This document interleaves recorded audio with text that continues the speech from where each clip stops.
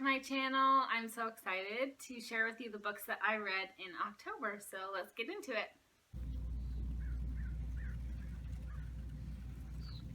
The first book that I read in October was The Sparrow Sisters by Ellen Herrick, and I ended up giving this book 2 stars.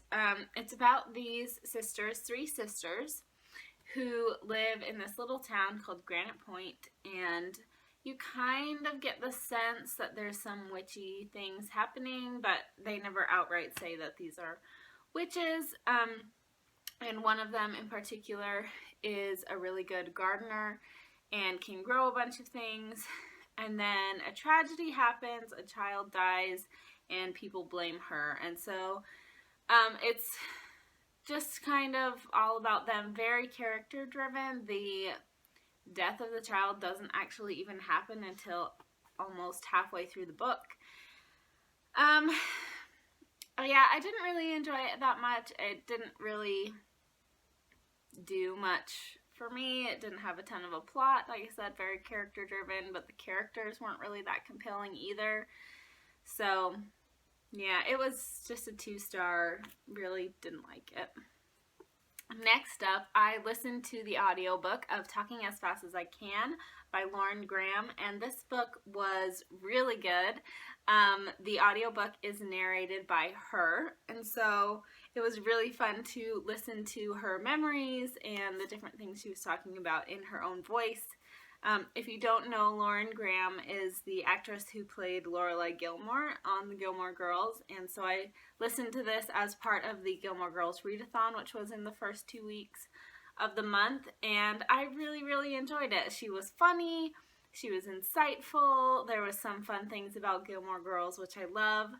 So yeah, I gave that one 5 out of 5 stars. I highly recommend the audiobook, although I was a little sad because she would mention pictures.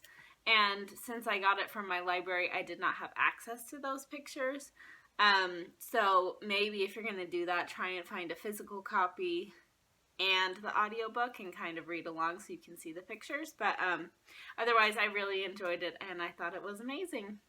The third book that I read in October was another one that I really enjoyed, and that was 3 Dark Crowns by Kendar Blake.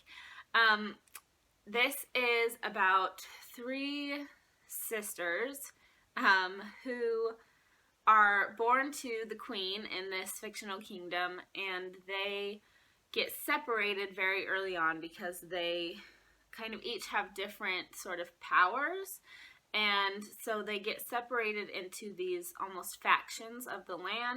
Elemental, a poisoner, and a naturalist. So the elemental can like control the elements, you know, fire, wind, water.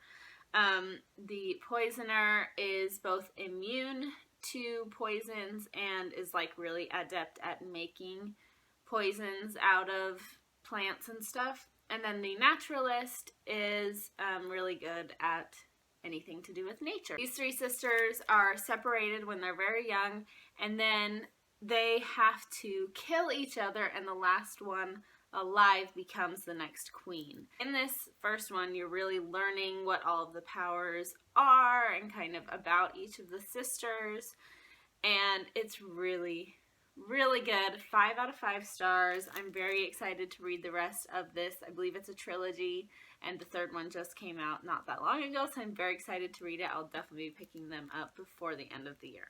Next up in the month, I picked up a classic, something that I've read multiple times. I actually listened to it on audiobook this time, and that was Pride and Prejudice by Jane Austen. Of course, this is about a girl, Elizabeth Bennet, and really her whole family, and some rich men come into town, and romance happens, and pride gets in the way, and prejudice gets in the way, but love wins out in the end. So, I love this book. I love Jane Austen. So, of course, this was 5 out of 5 stars. I really enjoyed the audiobook that I got. The reader was really good at doing some of the different voices. Occasionally, I couldn't tell which Bennet sister was talking because their voices were really similar on the audiobook. But otherwise, I really enjoyed this, and 5 out of 5 stars. At this point in the month is when my really great reading streak ended, unfortunately. And that was when I read Julie and Julia, My Year of Cooking Dangerously. I thought I would love this book. I enjoyed the movie quite a bit, but this book was just not very good. This is, if you don't know, about a girl named Julie, and she decides to cook her way in 1 year through the cookbook by Julia Child called Mastering the Art of French Cooking. So yeah, she decides to do that, and yeah, it was just kind of randomly put together. She talked about her life a lot, but not in a way that to me related to what she was doing. It was just kind of like, oh, and here's an anecdote about my friend, and here's some random story about when I was growing up. So I didn't really get it, and I also, this is just personal, but I didn't really like her that much, like her personality. You know, I don't feel like I have to like her to like the book, but in this case, it just was really off-putting to me. It just was not good. She didn't talk about the food enough for me, which is what I was hoping for this. So, yeah, I ended up giving it 2 stars. It just wasn't written that well, was kind of random, and I just didn't like it. Next up, I read An Easy Death by Charlaine Harris, and this is kind of it's got like a bunch of different things mixed in. It's a little bit dystopian because it's like a future America where the United States government has collapsed, and so like parts of the United States are taken over by different countries, and also parts of them are taken over by Native Americans, and so it's got this like dystopian, and it's definitely like Wild West, and also there's a little bit of magic, so it's like a fantasy dystopian western. And this was interesting. It's about this girl whose name I do not remember. Lisbeth. This girl named Lisbeth, and she is what's called a gunny. So she is in this crew that helps people get from where they live, which is, I think, like, owned by Native Americans that kind of, like, leave them alone. Get from there to a city that's in New America. In the very first chapter, her and her crew are taking this family to the new place, and they get ambushed by some bandits, and everyone on her crew is killed. And then she goes and like saves the family. So it started off really strong for me. It was really entertaining, really good. And then the whole middle of this book just dragged for me. There wasn't a lot that happened. She gets recruited or hired, I guess, by 2 magicians who are trying to find somebody, and so she's kind of their protection.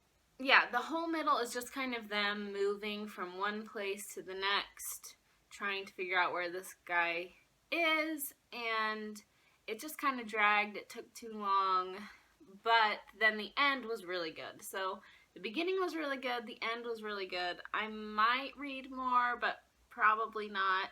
I ended up giving it 3 out of 5 stars, so it was still pretty good, but just not fantastic. Next up, I read Every Heart a Doorway by Shauna Maguire, and this is a book about kids who have, like, they've gone on an adventure in another world, then they've come back to our world, and they're having a hard time adjusting, so they go to this boarding school that their parents thinks is just like for delinquent kids, but is actually specifically for these kids who have traveled in other worlds. There's a bit of a mystery element to this book, but that doesn't come into play for a little while. I mean, it's a short book, so everything happens pretty quickly, but It's really mostly about each of these kids and like where they've gone and how they're adjusting and different things like that.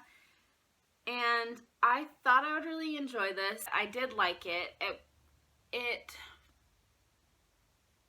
Yeah, I don't know. I liked it, but I didn't love it. And the mystery was super easily solved. As soon as it started, I knew what was happening, so that was kind of a bummer. But it was still overall pretty good. And yeah, I don't know.